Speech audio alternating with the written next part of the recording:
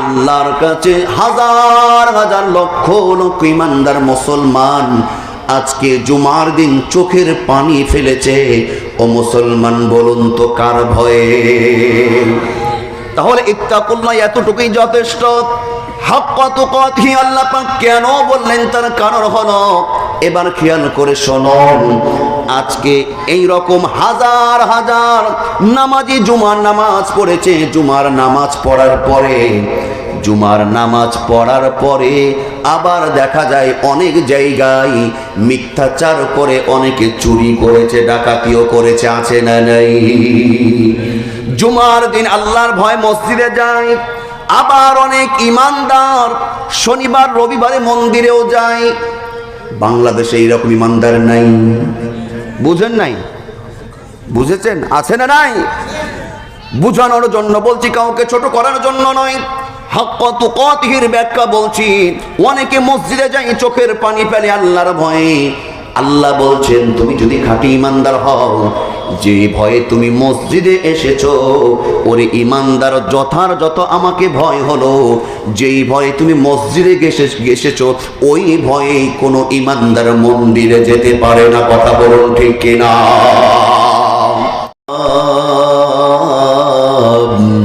মসজিদে হবে এলান, তৈরি থেকো, তৈরি রেখো, কবরের মান সামান একদিন তোমারি নাম।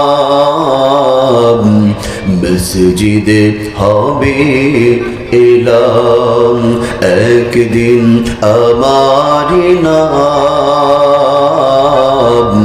মসজিদে হবে এলান, একদিন তোমাকে পরিয়ে কাফন, সঙ্গী স্বজন করবে দাফন।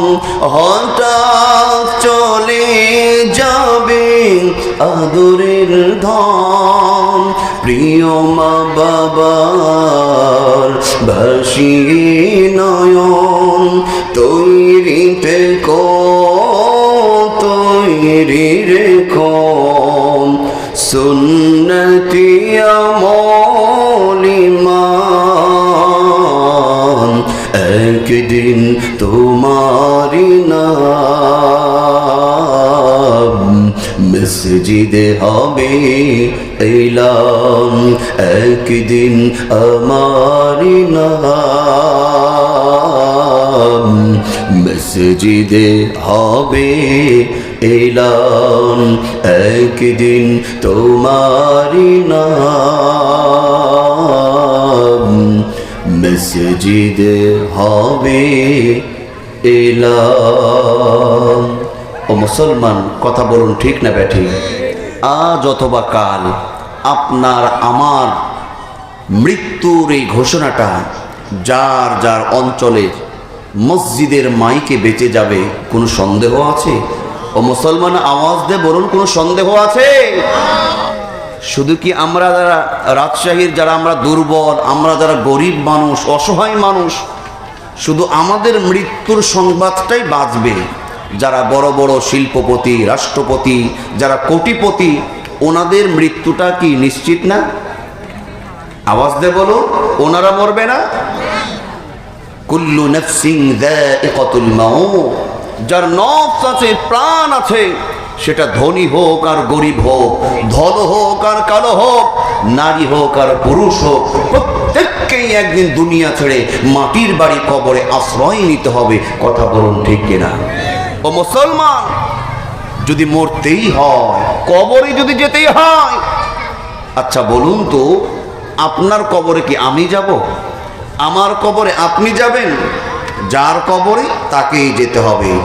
ও মুসলমান, এটা যদি বিশ্বাস হয়, আমার কবরে আমার বাবা যাবে না, বাবার কবরে আমি যাব না, এটা যদি বিশ্বাসী হয় যে আমার রাষ্ট্রপ্রধানের কবরে আমি যাব না, রাষ্ট্রপ্রধান আমার কবরে যাবে না, আমার নেতার কবরে আমি যাব না, নেতা আমার কবরে যাবে না, যার কবরে তাকেই যেতে হবে। এটা যদি বিশ্বাস হয় তাহলে নিজের ঈমান আমলকে ঠিক রাখার জন্য আমাদের পরিবর্তন আসার দরকার আছে না নাই? আর একটু আস্তে বলেন, আছে না নাই? আল্লাহ পাক আমাদেরকে পরিপূর্ণ ঈমানদার হওয়া আর কিছু আলোচনা থেকে ঈমানি কিছু করা অর্জন করার তৌফিক দান করুন। আমরা পড়ছি আল্লাহুম্মা আমিন। রাজশাহী জেলার প্রাণকেন্দ্রে অবস্থিত রাজশাহী কোর্ট স্টেশনের পশ্চিমে চারখুঁটা মোড় সংলগ্ন উম্মাহাতুল মুমিনিন মহিলা মাদ্রাসার উন্নতি কল্পে ৭ম বার্ষিকী ২ দিন ব্যাপী বিশাল ওয়াজ ও দোয়া মাহফিলের আজকের প্রথম রজনী। সম্মানিত সুযোগ্য মোহতারাম সভাপতি জনাব আলহাজ মোহাম্মদ মোজাম্মেল হক সাহেব, সভাপতি আহলুস সুফা জামি মসজিদ পীর সাহেব পাড়া, আজকের মাহফিলের সম্মানিত সুধীমণ্ডলী, আমরা সেই মহান প্রভুর দরবারে লক্ষ কোটি শুকরিয়া আদায় করছি যে আল্লাহ রাব্বুল ইজ্জত এই কোট অঞ্চলের এই চারখুঁটা মোড়ের আশেপাশে এখনো শত শত মানুষ অহেতুক দাঁড়িয়ে আছে, চায়ের স্টলে আছে, কেউ গল্প গুজবে আছে, কেউ বিভিন্ন আড্ডাখানায় আছে। ঠিক না বেঠিক? নাকি যে আমরা এখন এই ২-৫ হাজার লাখ মানুষ বসে আছেন, আপনারা এই কয়টা মানুষ না আরো কিছু আছে?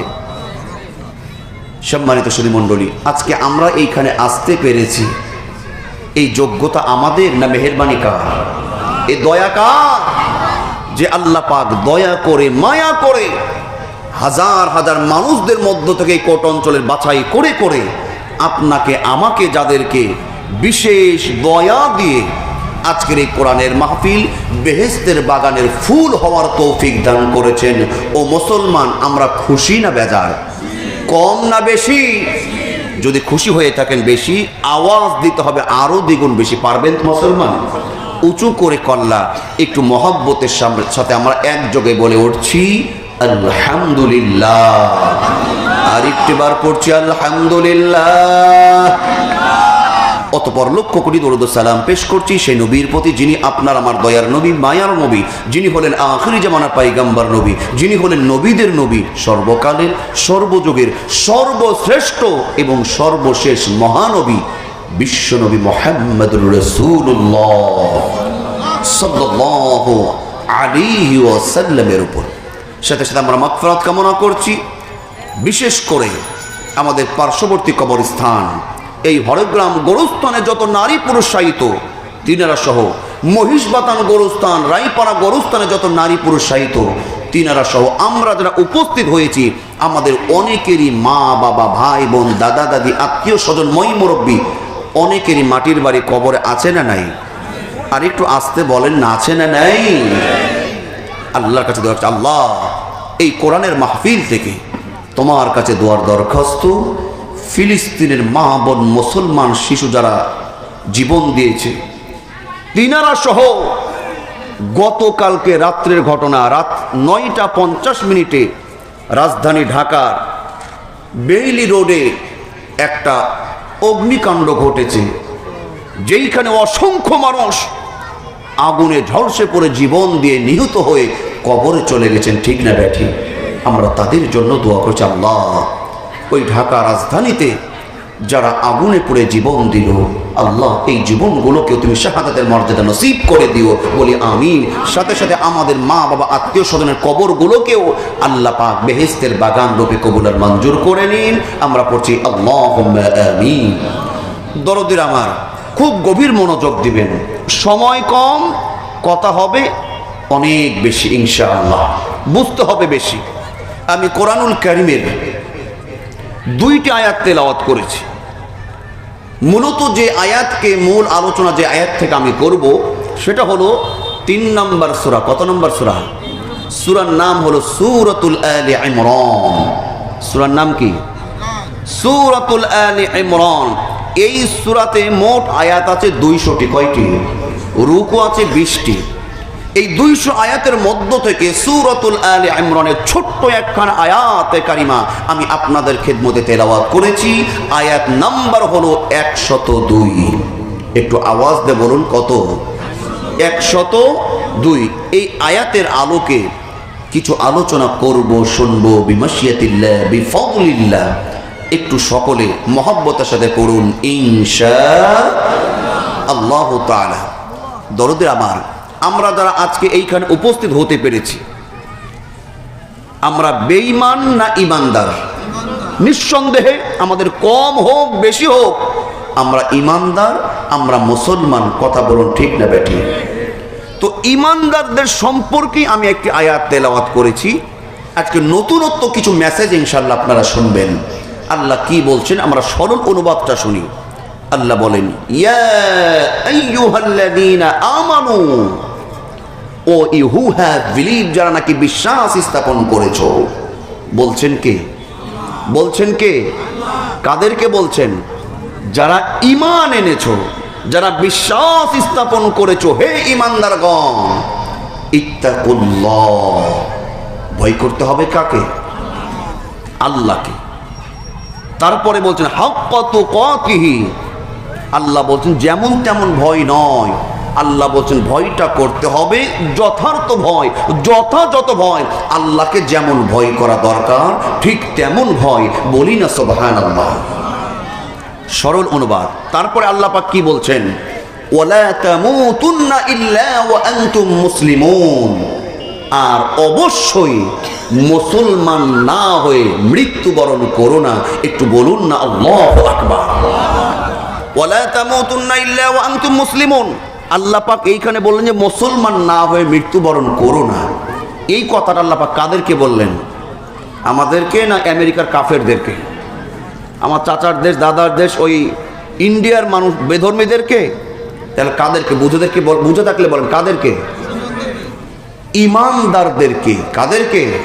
বা মুসলমান ঈমানদারদেরকে আল্লাহ বলছেন ইয়া আইয়ুহাল্লাযীনা আমানু, হে ঈমানদারগণ, ইত্তাকুল্লাহ, ভয় করো আল্লাহকে, হাক্কা তুকাতিহি, যথাযথ ভয়। ওয়ালা তামুতুন্না ইল্লা ওয়া আনতুম মুসলিমুন, আর অবশ্যই মুসলমান না হয়ে মৃত্যুবরণ করো না। অর্থাৎ আল্লাহ পাক এইখানে ঈমানদারদেরকে এই কথা বলেছেন, তার মানে আপনাকে আমাকে বলেছেন। কথা বলুন ঠিক না ব্যাঠি? আমার বাবাজিরা গভীর মনোযোগ দিবেন। আল্লাহ সুবহানাহু ওয়া তাআলা সূরাতুল আলে ইমরানের 102 নম্বর আয়াত, এই ছোট্ট আয়াত কিন্তু অত্যন্ত ওজন বহন করে। ঈমানদার মুসলমানদেরকে বলেন ইয়া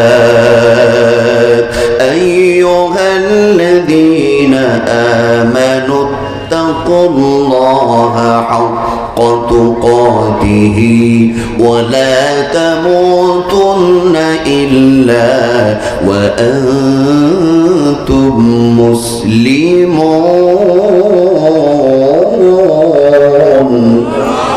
আল্লাহ বলছেন হে ঈমানদারগণ, ইত্তাকুল্লাহ, ইত্তাকুল্লাহ, ভয় কার? আল্লাহ বললেন ভয় করো আমাকে, এতটুকু বললেই তো এনাফ। তারপরে আবার বললেন কেন? হাক্কা তুকাতিহি, হাক্কা তুকাতিহি এর ব্যাখ্যা কি জানেন? মুফাসসির ইকরামের ব্যাখ্যা বলছে হাক্কা তুকাতিহি। এই কথা আবার কেন বললেন? তার কারণ হলো আজকে আমরা এইখানে ওয়াজ মাহফিল শুনতে এসেছি মূলত কার ভয়ে? এটা একটা তাকওয়া। আমরা রোজা রাখবো বলুন তো কার ভয়ে? জুমার নামাজ আজকে প্রতিটা মসজিদে শত শত মুসল্লি, হাজার হাজার মুসল্লি জুমার নামাজে পড়েছে, জুমার নামাজে শায়িত হয়েছে। আল্লাহর কাছে হাজার হাজার লক্ষ লক্ষ ঈমানদার মুসলমান আজকে জুমার দিন চোখের পানি ফেলেছে। ও মুসলমান বলুন তো কার ভয়ে? তাহলে ইত্তাকুল্লাহ এতটুকুই যথেষ্ট। হাক্কা তুকাতিহি আল্লাহ পাক কেন বললেন? তার কারণ হলো, এবার খেয়াল করে শুনুন, আজকে এই রকম হাজার হাজার নামাজি জুমার নামাজ পড়েছে। জুমার নামাজ পড়ার পরে জুমার নামাজ পড়ার পরে আবার দেখা যায় অনেক জায়গায় মিথ্যাচার করে অনেকে চুরি করেছে, ডাকাতিও করেছে, আছে না নাই? জুমার দিন আল্লাহর ভয় মসজিদে যায়, আবার অনেক ইমানদার শনিবার রবিবারে মন্দিরেও যায়। বাংলাদেশে এইরকম ইমানদার নাই, বুঝেন নাই? বুঝেছেন? আছে না নাই? বুঝানোর জন্য বলছি, কাউকে ছোট করার জন্য নয়। হাক্কা তুকাতিহির ব্যাখ্যা বলছি। অনেকে মসজিদে যায় চোখের পানি ফেলে আল্লাহর ভয়ে। আল্লাহ বলছেন, তুমি যদি খাঁটি ইমানদার হও, যে ভয়ে তুমি মসজিদে এসেছো, ওরে ইমানদার যথাযথ আমাকে ভয় হলো। যেই ভয়ে তুমি মসজিদে এসেছো, ওই ভয়ে কোনো ইমানদার মন্দিরে যেতে পারে না। কথা বলুন ঠিক কিনা? ওরে ইমানদার, যারা তোমরা জালসায় এসেছো, এটা নিঃসন্দেহে ভয়টা কার? আল্লাহ বলছেন হাক্কা তুকাতিহি, যেই ভয়ে তুমি জালসার ময়দানে এসেছো, সেই ভয়ে ইমানদার কখনো যাত্রার কনসার্টে কখনো যেতে পারে না। কথা বলুন ঠিক কিনা? এটা হলো হাক্কা তুকাতিহির ব্যাখ্যা। সম্মানিত হাজিরিন, কম হোক বেশি হোক, আমাদের প্রত্যেকের ঈমান আছে না নাই? তবে আমাদের ঈমানটা কেমন জানেন? আমাদের ঈমান কি সাহাবীদের মতন ঈমান? 100 কোটি ভাগ করলেও, 100 কোটি ভাগ করারও আমার মন বলে 1% আমাদের ঈমানের ওনাদের সাথে তুলনা করা সম্ভব হবে না। কথা বলুন ঠিক না ব্যাঠিক? তবে আমাদের ঈমানের কি অবস্থা? নাম হলো ঈমান আলী, নাম হলো ঈমান আলী। নামাজ পড়ে না এক ওয়াক্ত, আছে না নাই? নাম ঈমান আলী। কাজ করে সব অন্যায়, সব অপকর্ম লিপ্ত থাকে। নাম রেখেছে বাপে শখ করে ঈমান আলী। নাম হলো রমজান আলী, আছে না? শুধু রমজান মাসে মসজিদে যাই। ঈমানের ধরন, নাম শুকুর আলী। কিছু দেখবেন ঈমানদার শুধু শুক্রবারের দিন মসজিদে পাবেন, শনি রবি বৃহস্পতিবার পর্যন্ত ওই শুকুর আলীকে মসজিদে খুঁজেই পাওয়া যাবে না। এই রকম ঈমানদার আছে না নাই? নাম হলো মতলব আলী। সারা বছর খবর নাই, ভোটের সময় মসজিদে নামাজে যায় মতলবের কারণে, আছে না নাই? আমাদের ঈমান কেমন? বাপে শখ করে নাম রেখেছে মোহাম্মদ, নাম হলো মোহাম্মদ, কিন্তু আদর্শ কাজকর্ম করে আবু জেহেলের মতো। বাপে শখ করে নাম রেখেছে মুসা, ওর কাজকর্ম দেখে মনে হয় সবকিছু ফেরাউনের মতন। বাপে নাম রেখেছে ইব্রাহিম, কিন্তু ওর কৃষ্টি কালচার, ওর আচার আচরণ, ওর হিসাব নিকাশ, ওর লেনদেন দেখে মনে হয় নমরুদের মতন। আছে না নাই? রাগ করছেন বোধহয়? আছে না নাই? তবে এটাও সত্য, পৃথিবীতে এখনো খাঁটি ইমানদার, এখনো খাঁটি ইমানদার মুসলমান ভালো মানুষ আছে না নাই? আর একটু আস্তে বলুন, আছে না নাই? পৃথিবীতে এখনো ভালো মানুষ আছে, বিধায় আল্লাহ পাক এই দুনিয়াটাকে এখনো খাড়া করে রেখেছেন। যখন একজন খাঁটি ইমানদার মুসলমান থাকবে না, আল্লাহ বলেন কোন কাফের বেদিনদের জন্য এই দুনিয়াটাও আর ঠিক থাকবে না। আল্লাহ পাক দুনিয়াটাকে ধ্বংস করে দিবেন। বলুন আল্লাহু আকবার। আমার ভাইয়েরা শোনেন, এবার ইত্তাকুল্লাহ, ইমানদার আল্লাহকে ভয় করতে হবে। হাক্কা তুকাতিহি, যথাযথ ভয়। আল্লাহ পাক এই কথা কেন বললেন একটু খেয়াল করুন। আর আমাদের এই ভয়টা আনা কেন দরকার? সূরাতুল হাশরের 18 নম্বর আয়াতে আল্লাহ বলেন, ইয়া আইয়ুহাল্লাযীনা আমানু ইত্তাকুল্লাহা ওয়াল তানজুর নাফসুম মা কদ্দামাত লিগাদিন ওয়াত্তাকুল্লাহ ইন্নাল্লাহা খাবীরুম বিমা তা'মালুন।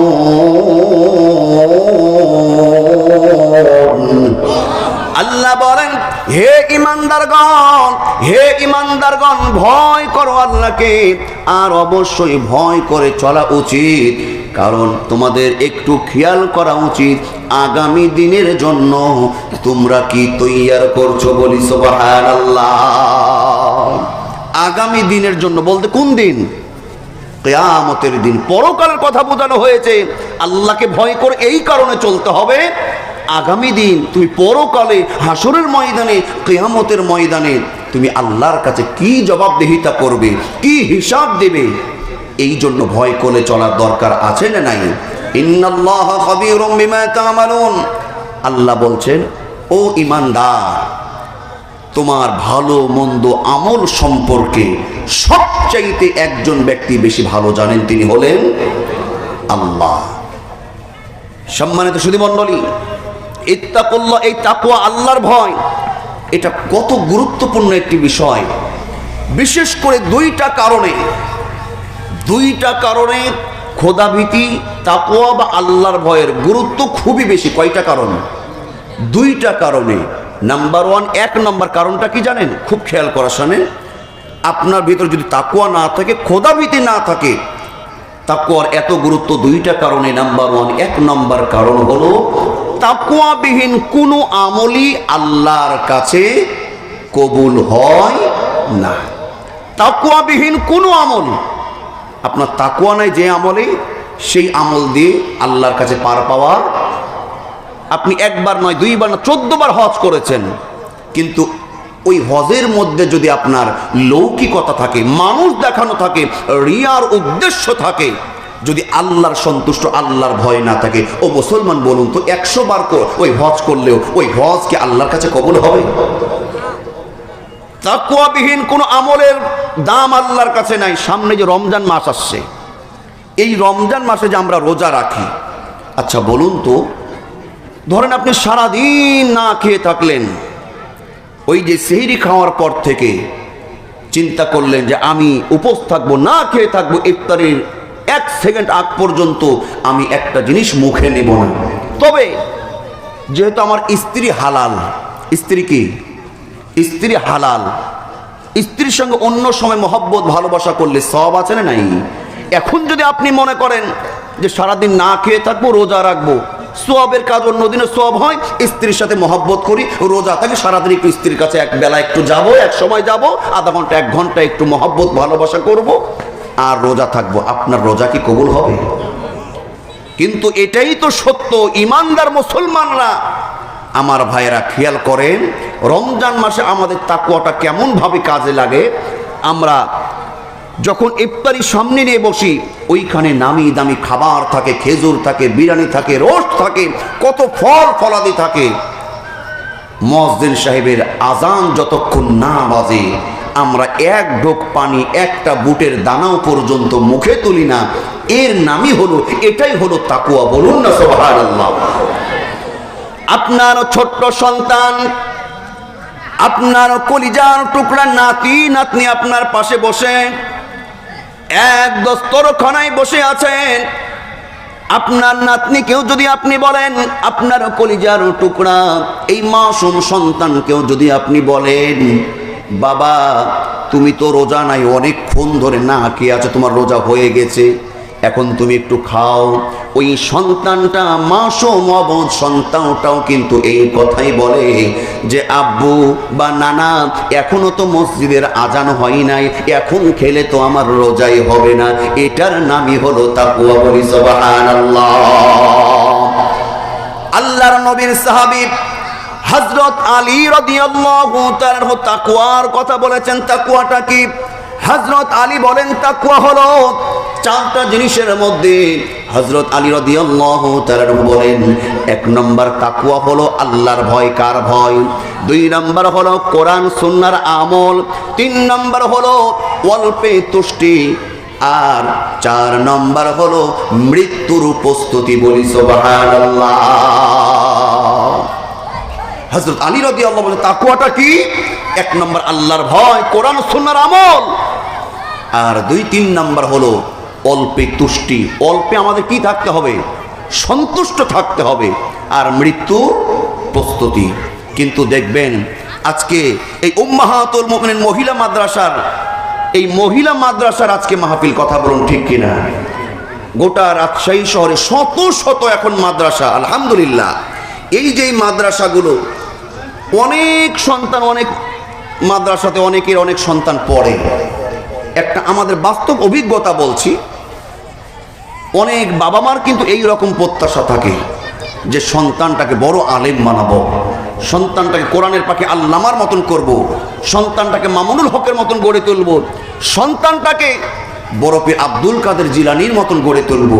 কিন্তু বাপের আদর্শ ঠিক নাই, বাপের নামাজের ঠিক নাই, বাপের সুদ ঘুষ এখনো ছাড়তে পারে নাই, কিন্তু সন্তানকে নিয়ে স্বপ্ন দেখে সন্তানকে বড় আল্লাহর ওলি করে তুলব। এই রকম পিতা আছে না নাই? আছে না নাই? উদ্দেশ্য যদি আপনার থাকে সন্তানকে বড় আলেম করতে হবে, সন্তানের একটা বড় হক আছে, সেটা কি জানেন? সন্তানের একটা বড় হক হলো সর্বপ্রথম আপনাকে সন্তানকে একটা আপনার নেককারিনী, একটা পরেজগার, একটা তাকওয়াবান একটা মা সন্তানকে উপহার দিতে হবে। বলি সুবহানাল্লাহ। কিন্তু আমাদের মায়ের ঠিক নাই, বাবার ঠিক নাই, চলাফেরা ঠিক নাই, আর বলে সন্তানকে বড় আলেম বানাবো। অনেক বাবারই দিলে ভয় নাই, আল্লাহর ভয় নাই। দরদির আমার, যদি আপনার বাবা মা যদি ঠিক না থাকে, বড় আলেম বানানো এটা শুধু স্বপ্নই থেকে যাবে। বড় পীর আব্দুল কাদের জিলানীর মতন করবে, এটা শুধু মুখে স্বপ্নই থেকে যাবে, কিন্তু আপনার কাজে বাস্তবায়ন হবে না। বড় পীর আব্দুল কাদের জিলানী কোন মায়ের গর্ভে থেকে এসেছে, কোন পিতার পৃষ্ঠদেশ থেকে এসেছে, একটু খেয়াল করেন ওনাদের তাকওয়া, ওনাদের ভয়টা কেমন ছিল। বলি সুবহানাল্লাহ। আব্দুল কাদের জিলানী রাহমাতুল্লাহ আলাইহি, ওনার বাবা ছিলেন আবু মুসা জঙ্গি রাহমাতুল্লাহ আলাইহি। নাম কি? আবু মুসা জঙ্গি। দরিদ্র মানুষ, অসহায় মানুষ, কিন্তু তাকওয়া কেমন, তাকওয়ার দাম কেমন খেয়াল করুন। 3 দিন যেন না খাওয়া, প্রায় 3 দিন না খাওয়া। আবু মুসা জঙ্গি রাহমাতুল্লাহ আলাইহি উনি সমুদ্রের কাছে গেলেন, পানির কাছে গেলেন, উদ্দেশ্য হলো একটু পানি পান করে ওনার ক্ষুধাটা একটু নিবারণ করা। বড় পীর আব্দুল কাদের জিলানী কোথায় থেকে কিভাবে এসেছেন খেয়াল করুন। কোন বাবার সন্তান? আবু মুসা জঙ্গি রাহমাতুল্লাহ আলাইহি পুকুরের সমুদ্রের পানির কাছে গেলেন। আবু মুসা জঙ্গি রাহমাতুল্লাহ আলাইহি ওখানে উদ্দেশ্য হলো একটু পানি পান করবে। ওই পানি পান করতে গিয়ে তিনি দেখেন যে একটা ফল ভাসে। ক্ষুধায় এতটা তাড়না ছিল, ক্ষুধার কারণে ফলটা কোথায় থেকে কিভাবে এসেছে এই চিন্তা ভাবনা উনি করতে ভুলে গেছেন। সঙ্গে সঙ্গে ওই পানি পান করতে গিয়ে ওই ফলটা ধরেও 2 কামড় বসিয়ে দিয়েছেন। যখন আবু মুসা জঙ্গি রাহমাতুল্লাহ আলাইহি ফলটা যখন কামড় দিয়েছেন, এবার তিনি চিন্তা করছেন, হাই রে হাই, এটা আমি কি ভুল করে ফেললাম। আমি তো কার গাছের ফল, আমি তো মালিকের অনুমতি নিই নাই, বলি নাই। এই চিন্তায় উনি যেন একেবারে ব্যস্ত হয়ে গেছে। বলি সুবহানাল্লাহ। কোনো কিছু আমার ভাইরা, কোনো কিছু না বলে ধরা আর চুপ করে নিয়ে নেওয়া, এটাও কিন্তু চুরির শামিল। কথা ঠিক কিনা? যদিও পানিতে ভেসে যাওয়া প্রবাহিত জিনিস, এটা একভাবে খাওয়াটা জায়েজ আছে, কিন্তু আবু মুসা জঙ্গি রাহমাতুল্লাহ আলাইহি কেমন আল্লাহর ভয়, কেমন তাকে উনি চিন্তা করছেন, এই মালিক যদি আমাকে কোনোভাবে যদি কিয়ামতের দিনে ধরেই বসে, বিপদ আছে না নেই। তিনি চিন্তা করছেন, যেহেতু এই নদীতে ফল ভাসছে, উনি খুঁজতে শুরু করলেন যে ফলের গাছ কোথায়, মালিক কোথায়, এই মালিককে আমি খুঁজে বের করব। উদ্দেশ্য হলো মালিকের কাছে আমি মাপ চেয়ে নিব, ওনার না বলে আমি ফল খেয়েছি। বলুন না সুবহানাল্লাহ। 1 ঘন্টা 2 ঘন্টা করে হাত বেলা পার হয়ে গেল। 6-7 ঘন্টা চলতে চলতে নদীর পার ধরে কিনারা ধরে আবু মুসা জঙ্গি রাহমাতুল্লাহ আলাইহি চলতে থাকে। এক পর্যায়ে একটা বাগানে একজন যুবককে দেখে। এই যুবককে বলে, যুবক রে, এই ফলের বাগানের মালিককে? যুবক বলে, ওই যে দেখেন চেয়ারে একজন মুরব্বী তসবিহ হাতে নিয়ে বসা, ওই মুরব্বীটা হলো এই বাগানের মালিক। আবু মুসা জঙ্গি রাহমাতুল্লাহ আলাইহি মুরব্বির কাছে গেলেন। মুরব্বির কাছে গিয়ে বললেন, ও মুরব্বি, এই বাগানের মালিক কি আপনি? হ্যাঁ, এই বাগানের মালিক আমি। তুমি কে? তোমাকে তো চিনলাম না। আবু মুসা জঙ্গি রাহমাতুল্লাহ আলাইহি বলে, আপনি আমাকে চিনবেন না? আমি একজন মুসাফির, অনেক দূর থেকে আমি এসেছি। আমার 3 দিনের না খাওয়া, অত্যন্ত ক্ষুধার্ত দেহ নিয়ে আমি নদীর ধারে গেছিলাম। আমার উদ্দেশ্য ছিল পানি পান করা, কিন্তু আমি একটা ফল দেখেছি। আমি পানি পান করতে গিয়ে ক্ষুধার কারণে স্মরণ ছিল না, আপনার গাছের ফল ধরে আমি 2টা কামড় বসিয়ে দিয়েছি। আমি আপনাকে খুঁজে বের করেছি। আমার উদ্দেশ্য হলো, যেহেতু আপনার গাছের ফল, আপনি আমাকে মাফ করে দেন। কাল কিয়ামতের দিন আল্লাহর আসামির কাঠ গড়াই আপনি আমাকে দাঁড় করায়েন না। সুবহানাল্লাহ পড়বেন না? সুবহানাল্লাহ পড়বেন না? তার কারণ এই রকম ভয় তো আমাদের এখন সবার দিলে দিলে, এই রকম ভয় আমাদের দিলে আছে। দরদিরা আমার, আবু মুসা জঙ্গি যখন এই কথা বলেন, বাগানের মালিক মুরব্বি চিন্তা করছে, সর্বনাশ, এটা আবার কোন যুবক না? কোন যুবক? এটা সাধারণ কোন যুবক না। বাগানের মালিক বুঝে নিয়েছে এটা সাধারণ কোন যুবক না, একে ছাড়া যাবে না, একেই আমার কাজে লাগবে। বলি সুবহানাল্লাহ। ওই মুরব্বি বলেন, ও মুসাফির, মুসাফির, তোমাকে আমি মাফ করতে পারবো না। কেন? কেন না? এই বাগানের মালিক আমি না। এই বাগানের মালিক হলো আমার কলিজার টুকরা মেয়ে। আমার মেয়ে বাড়িতে আছে। তুমি থামো। তুমি যদি মাপ পেতে চাও, আমি আমার মেয়ের কাছে যাই। আমার মেয়ে যদি বলে তোমাকে মাফ করবে, তাহলে তুমি মাফ পাবে। বাগানের মালিক এবার বাড়িতে ঢুকলেন। ছোট্ট ছোট্ট তার কন্যা, বয়স তার 4 বছর।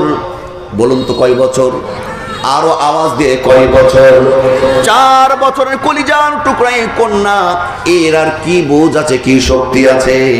কিন্তু বাগানের মালিকের টার্গেট, উদ্দেশ্য তার মধ্যে ভিন্নতা আছে। বলি সুবহানাল্লাহ। উনি বাড়িতে ঢুকেছে, বাড়ি থেকে বের হয়ে এসে বলছে, ও মুসাফির, তুমি আমার বাগানের ফল খেয়েছো? আমার মেয়ে বলে দিয়েছে তোমাকে মাফ করা হবে না। মাফ করতে পারি একটা শর্তে। কয়টা শর্তে?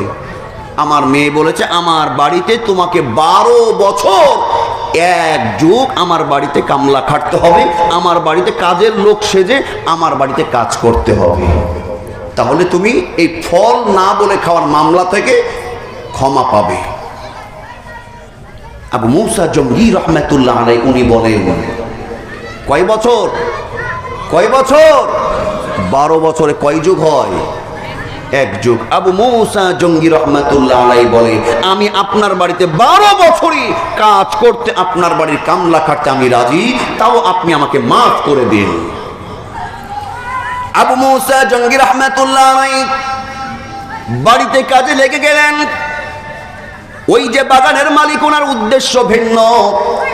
এবার বাড়িতে কাজ করে ওই বাগানের মালিক আবু মুসা জঙ্গিকে যত কাজ দেয়, যতগুলো দায়িত্ব দেয়, যত কাজ দেয়, এই মুরব্বী খেয়াল করে দেখে, লক্ষ্য করে দেখে, মুসাফির আবু মুসা জঙ্গি রাহমাতুল্লাহ আলাইহি তার প্রত্যেকটা দায়িত্ব, প্রত্যেকটা কাজ এতটা গুরুত্বের সাথে, সততার সাথে, নিষ্ঠার সাথে পালন করে, বাগানের মালিক ওই মুসাফিরের দায়িত্ববোধ দেখে খুশি হয়ে যায়। বলি সুবহানাল্লাহ।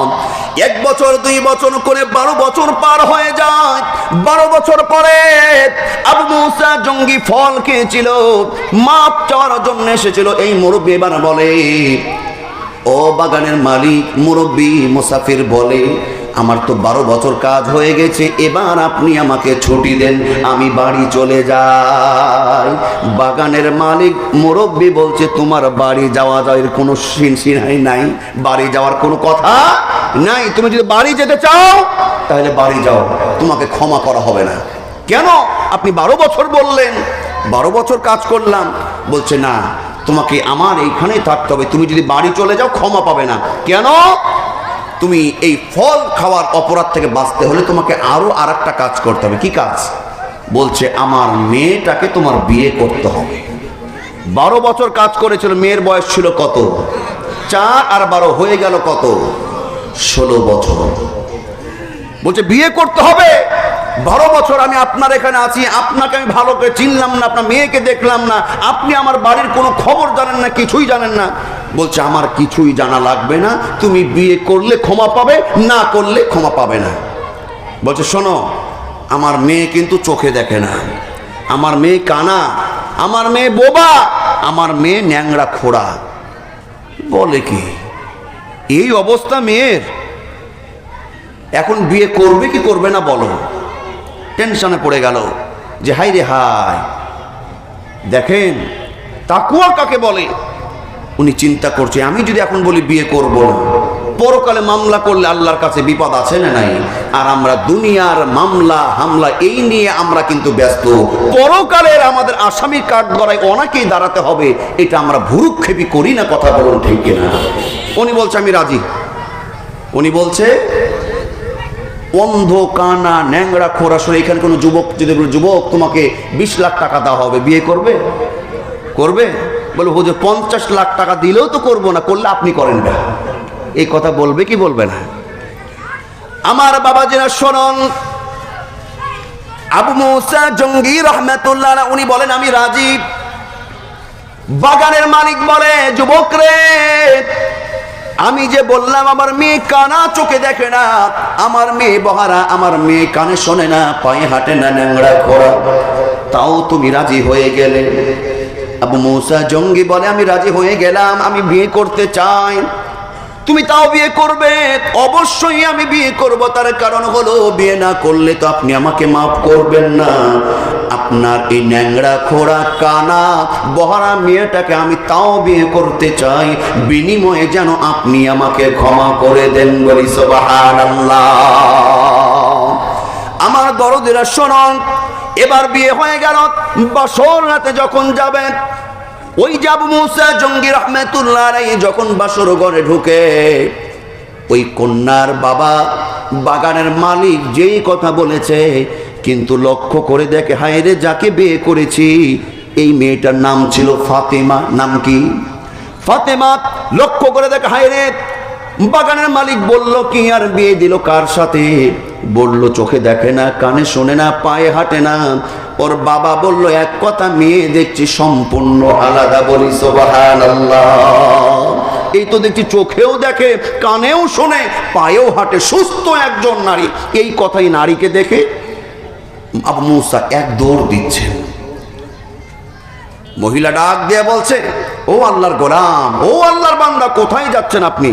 বলছে না না না, আপনার সঙ্গে আমার বিয়ে হয় নাই। কেন হয় নাই? না, আপনার বাবা যে শর্তে আমার সঙ্গে বিয়ে দিয়েছে সেই শর্ত অনুযায়ী সেই কন্যা, সেই মেয়েটা আপনি না। কেন? আমার বাবা কি বলেছে? আপনি নাকি চোখে দেখেন না, আপনি কানে শোনেন না, আপনি পায়ে হাঁটেন না, কিন্তু সুন্দর আপনি দিব্যি পায়ে হাঁটছেন, আপনার চোখগুলো টানা টানা, আপনি কানে শুনছেন। এই সুন্দরী মেয়ে, এই নারী বলে, স্ত্রী বলে ও মুসাফির, আমার বাবা যেই কথাগুলো বলেছে আমি চোখে দেখি না, কানে শুনি না, আমি পায়ে হাঁটি না, এই কথাগুলো আমার বাবা যেই কথা বলেছে এটা একটাও মিথ্যা না। আমার বাবা যেই কথা বলেছে সেই কথাটাও মিথ্যা না। এবং আমাকে দেখছে আমি পায়ে হাঁটছি, কানে শুনছি, চোখে দেখছি, এটাও মিথ্যা না। এই স্ত্রী বলে আমার বাপের কথাটাও সত্য, আপনি আমাকে যা দেখছেন সেটাও সত্য। বলি না সুবহানাল্লাহ। দুটাই সত্য। এইখানে তাহলে কারণ আছে না নাই? এমন কি ঘটলো যে দুটাই সত্য? দরদিরা আমার স্মরণ, অনেক সময় অনেক বিপদ আসবে, মুসিবত আসতে পারে, এমন সুযোগ আসতে পারে দেখবেন যে আপনি অন্যায়ভাবে যদি আপনি একটা কাজ করেন, অন্যায় একটু সিস্টেম যদি আপনি ঘুর প্যাচ মারেন, দেখা যাচ্ছে আপনার 10 লাখ টাকা অন্যায়ভাবে চলে আসবে। কিন্তু এই অন্যায়টা আল্লাহর ভয়ে যদি আপনি 10 লাখ টাকা যদি ছেড়ে দিতে পারেন, কার ভয়ে? আল্লাহর ভয়ে যদি আপনি ছেড়ে দিতে পারেন, আমার আল্লাহ আপনাকে কোথায় থেকে রিজিক দিবে, 10 কোটির টাকা মালিকও বানিয়ে দিতে পারে, আপনি বুঝতেই পারবেন না। মুসা জঙ্গি 3 দিন না খাওয়া, ধনী মানুষ না অসহায় মানুষ, 3 দিন না খাওয়া ব্যক্তি দেখেন একটা ফল না খেয়ে ধরেছিল না বলে, কিন্তু আল্লাহর ভয়ে 12টা বছর ওই বাগানের মালিকের বাড়িতে কাজ করেছে। দেখুন আল্লাহ রাব্বুল আলামিন এই আবু মুসা জঙ্গিকে কত নিয়ামত দিয়ে দিয়েছেন। এই মহিলাটা এবার বলে, আব্বা আমার আব্বার কথাও সত্য, আমারও কথাও সত্য। এবার আবু মুসা জঙ্গি বলে, আমি তো কিছুই বুঝলাম না, তাহলে এবার বলো, তাহলে এবার কি ঘটনা সত্য? এই মহিলা বলে, স্ত্রী বলে, আমার বাবা বলেছে আমি চোখে দেখি না। আচ্ছা বলুন তো, 12 বছর আপনি আমার বাড়িতে কাজ করছেন, আমার মা অনেক আগে মারা গেছে, এই 12 বছরের মধ্যে কি আপনি আমাকে কখনো দেখেছেন? না দেখি নাই। বলছে আমার এই চোখ দিয়ে আমার বুদ্ধি হওয়ার পর থেকে আমি কোনো পর পুরুষ দেখি না। আমার বাবা বলেছে আমি কানে শুনি না, আমি বহারাত, আমার বুদ্ধি হওয়ার পর থেকে এই কান দিয়ে কখনো আমি গীবত শুনি নাই, এই কান দিয়ে অশ্লীল কোনো বাক্য আমি কখনো শুনি নাই, এই জন্য এই কানটাকে দুনিয়াবি বহারা বলা হয়েছে। আমার বাবা বলেছে আমি পায়ে হাঁটি না, আমি পায়ে হাঁটতে পারি না, আমার বাবা এই কথা বলেছে, এই কথাও সত্য। আমার বুদ্ধি হওয়ার পর থেকে আমি কোনো পর পুরুষের সঙ্গে এমনকি কোনো অন্যায় কাজে এই পায়ে হেঁটে কখনো আমি যাই নাই। বলি সুবহানাল্লাহ। আবু মুসা জঙ্গি একটা ফল না বলে খেয়েছিল। দেখেন আল্লাহর ভয়ে মাপ চেয়েছে, আল্লাহ পাক ওই বাগানের মালিক বানিয়ে দিয়েছে, বাগানের মালিকের জামাইও বানিয়ে দিয়েছে। দরদির আমার ওই আবু মুসা জঙ্গিটাকে, আর এই যে মহিলা যার কথা বললাম, চোখে দেখে না, কানে শুনে না, পায়ে হাঁটে না, এটা অন্য কেউ নয়, ইনি হলেন বড় পীর আব্দুল কাদের জিলানী রহমাতুল্লাহ আলাইহির মা জননী। আর আবু মুসা জঙ্গি রহমাতুল্লাহ আলাইহি এটা হলো বড় পীর আব্দুল কাদেরের আব্বা। বলি সুবহানাল্লাহ। একটু কালেমা পড়ুন, লা ইলাহা ইল্লাল্লাহ, লা ইলাহা ইল্লাল্লাহ, লা ইলাহা ইল্লাল্লাহ, লা ইলাহা ইল্লাল্লাহ, জোরে লা ইলাহা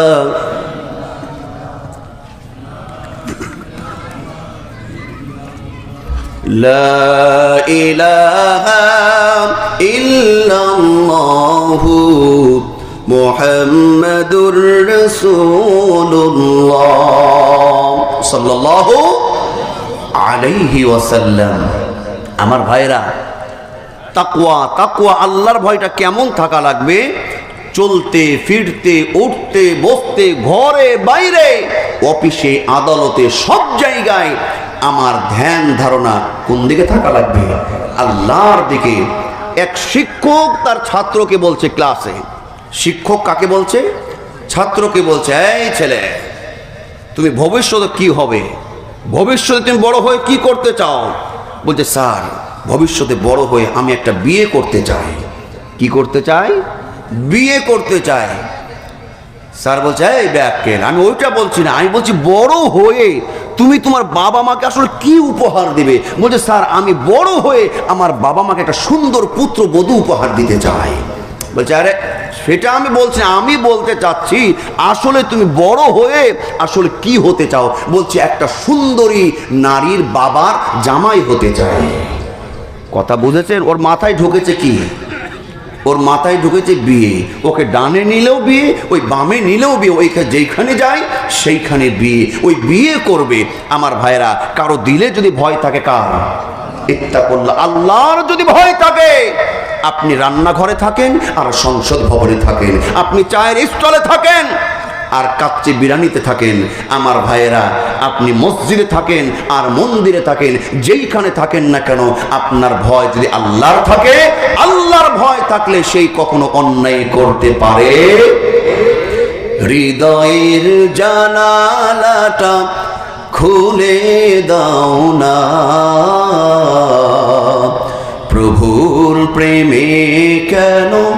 সারা দাও না, হৃদয়ের জানালাটা খুলে দাও না, প্রভুর প্রেমে কেন সারা দাও না। বলুন মারহাবা। আমার ভাইয়েরা, এই তাকওয়া আল্লাহর ভয়, এটা সবচাইতে দামি জিনিস, সবচাইতে দামি জিনিস।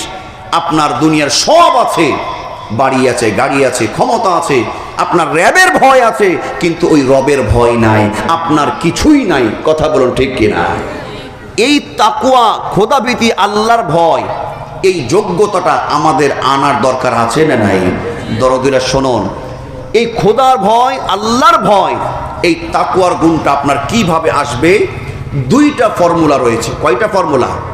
এই দুইটা কাজ যদি আপনি আমি করতে পারি, আল্লাহর ভয়, খোদাভীতি, তাকওয়ার গুণ, দুইটা আমল করতে হবে। দুইটা কাজ যদি আপনি করতে পারেন, তাহলে এই দুইটা আমল করতে পারলে আল্লাহ পাক আপনার মধ্যে তাকওয়ার ভয়, খোদার ভয় আল্লাহ পাক অটোমেটিক ঢুকিয়ে দিবেন। বলি সুবহানাল্লাহ।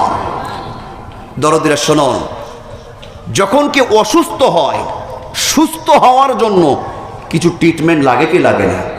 এখন আপনি ডায়াবেটিস, ডাক্তার বলেছে ভাই ডায়াবেটিস হয়ে গেছে, আর খাওয়া দাওয়া করা যাবে না, এখন আর ভাত খাওয়া যাবে না। এক রোগীকে ডাক্তার বলেছে যে অবস্থা খুবই খারাপ, এখন আর ভাত খাওয়া যাবে না, তুমি 2টা করে রুটি খাবে। এই ঘুরে আবার বলছে ডাক্তার সাহেব, আমি যে 2টা রুটি খাবো, এই রুটিটা ভাত খাওয়ার আগে খাবো না পরে খাবো? আমাদের উদ্দেশ্য হয়ে গেছে, টার্গেট হয়ে গেছে এরকম। ডাক্তার বলে যে রাত্রে ভাত খাওয়া যাবে না, রুটি খান, আর প্রতিদিন কমপক্ষে আধা ঘন্টা 1 ঘন্টা করে জগিং করেন, দৌড়াদৌড়ি করেন। ডায়াবেটিসের রোগীরা এখন দেখবেন শত শত মানুষ দৌড়াদৌড়ি করে কি করে না? উদ্দেশ্য কেন? উদ্দেশ্য হলো, লক্ষ্য হলো আমার ডায়াবেটিসটা যেন নিয়ন্ত্রণে থাকে, শরীরটা যেন সুস্থ থাকে। কথা বলুন ঠিক কিনা? আল্লাহর ভয়, তাকওয়ার এই যোগ্যতাটা যদি আনতে চান, কয়টা গুণ অর্জন করতে হবে?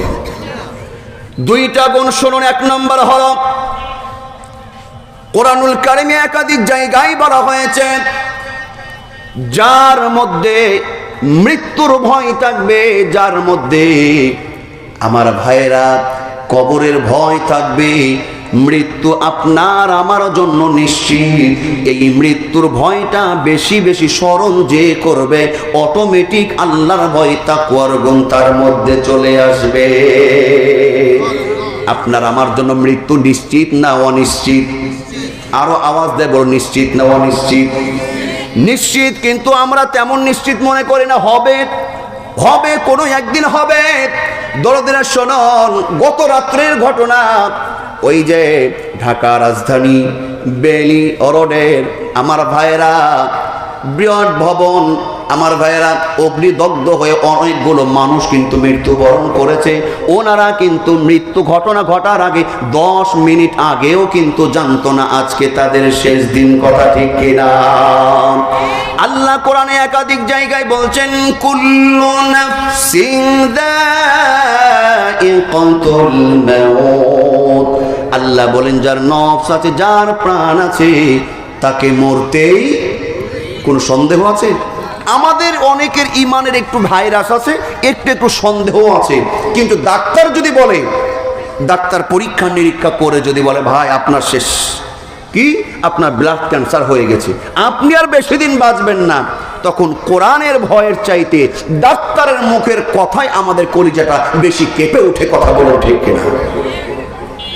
অস্ট্রেলিয়ার একজন সফল বিজনেসম্যান ছিল, যার নাম হলো আলী বানাত। নাম কি? 28-30 বছর বয়স, যার যশ, খ্যাতি, টাকা পয়সা, আভিজাত্য কোনো কিছুর কমতি ছিল না। 28-30 বছরের মধ্যে সারা পৃথিবীতে একজন বিজনেস ম্যাগনেট যাকে বলা হতো, এই আলী বানাত চলাফেরা ছিল আলটা মডার্ন, গায়ে ট্যাটু আঁকতো, বডিতে ট্যাটু আঁকতো, কার্টুনের ছবি আঁকতো, নামাজ নাই, কালাম নাই, মুখে দাড়ি নাই। হঠাৎ করে আলী বানাতের পরিবর্তন, হঠাৎ করে পরিবর্তন, নামাজ দাড়ি ছেড়ে দিয়েছে। একজন ইসলামিক স্কলার, একজন হুজুর যে আলী বানাতের কাছে হাজির। আলী বানাত অস্ট্রেলিয়া একজন বিজনেসম্যান, সফল বিজনেসম্যান। একটা ঘড়ি পড়তো 3 লক্ষ টাকা দাম বাংলাদেশের, একটা ব্রেসলেট পড়তো কমপক্ষে 5 লাখ টাকা দাম, একটা পন স্যান্ডেল পড়তো 45 থেকে 50 হাজার টাকা দাম, একটা শু, একটা জুতা পড়তো 1 লক্ষ টাকা দাম। দরদিরা আমার, ওনার একটা ফেরারি একটা কার ছিল, অনেকগুলো কার ছিল। একটা কার ছিল যে কারটা বাংলাদেশের কম পক্ষে 5 কোটি টাকা দাম। বোঝা গেল খুবই গরিব মানুষ, খুবই গরিব মানুষ। আলী বানাতের চলাফেরা ছিল আলটা মডার্ন। হুজুর হাজির, হুজুর এসে বলে, আলী বানাত হঠাৎ তোমার পরিবর্তন কেন? মুখে দাড়ি কেন? নামাজ পড়ছো কেন? আলী বানাত বলে, একটাই কারণ, আল্লাহর পক্ষ থেকে আমার উপরে একটা আল্লাহ পাক আমাকে একটা স্পেশাল একটা গিফট, একটা উপহার আমাকে দিয়েছে। বলি সুবহানাল্লাহ। ইসলামিক স্কলার হুজুর বলে, আলী বানাত আল্লাহ তোমাকে গিফট কি দিয়েছে, সেই গিফটটা আবার কি? আলী বানাত বলে, আমার আল্লাহ ক্যান্সার নামক একটা উপহার, একটা গিফট আমাকে দিয়েছে। ক্যান্সার এটা কোনো গিফট হতে পারে? ক্যান্সার কোনো গিফট হতে পারে? ক্যান্সার যার নাই কোনো অ্যান্সার, কোটি কোটি টাকার মালিক। এই হুজুরকে তখন আলী বানাত বলে, ছোট্ট শুনুন, এই আলী বানাত বলে যে হুজুর আমার বাড়ি গাড়ি টাকা পয়সা ব্যাংক ব্যালেন্স কোনো কিছুর অভাব নাই, কিন্তু ডাক্তার আমাকে বলে দিয়েছে তুমি আর 3 মাস বাঁচবে। কয় মাস? 3 মাস বাঁচবে। হুজুর আমার এই কোটি কোটি টাকা পয়সা ব্যাংক ব্যালেন্স এইগুলো আমার কাছে একটা জুতার ফিতার সমতুল্য দাম না। বলি সুবহানাল্লাহ। কেন? হুজুর বলছে কারণটা কি? বলছে হুজুর, আলী বানাত বলছে হুজুর আপনি যখন জানবেন কিছুক্ষণের মধ্যে আপনার মৃত্যু নিশ্চিত। ডাক্তার আলী বানাতকে বলছে তুমি আর বেশি দিন থাকবে না। আলী বানাত বলে, হুজুর আপনি যখন জানবেন যে আপনি কিছুক্ষণের মধ্যে দুনিয়া থেকে আইসে গেট আউট, তখন বাড়ি গাড়ি টাকা পয়সা কোনো কিছুই আপনার কাছে মূল্যবান মনে হবে। আলী বানাত ডাক্তারকে বলে, ডাক্তার আমার টাকা পয়সা ব্যাংক ব্যালেন্স বাড়ি গাড়ির কোনো কিছুর অভাব নাই, সব বিক্রি করে দেন, আমাকে বাঁচান।